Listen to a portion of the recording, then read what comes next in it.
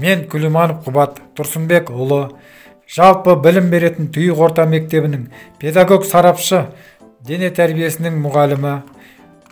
2007 жылы өзімнің алтын ұям Түйік орта мектебінде қазіргі уақытқа дейін өз мамандығым бойынша еңбек етіп келемін. Өмірлік ұстанымым қазақтың ұлы ақыны Абай атамыз айтқандай: ақырын жүріп анық бас, еңбегің кетпес далаға, ұстаздық еткен жалықпас, үйретуден балаға деген ұлағатты сөзі.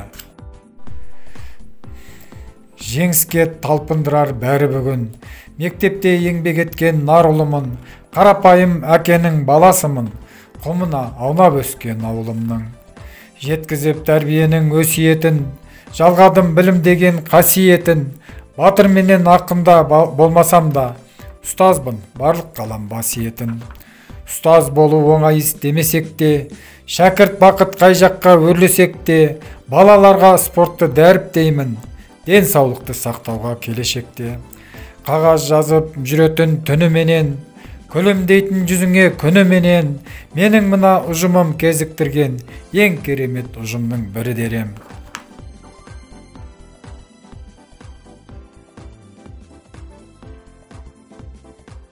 Назар салып тыңдағандарыңызға рахмет.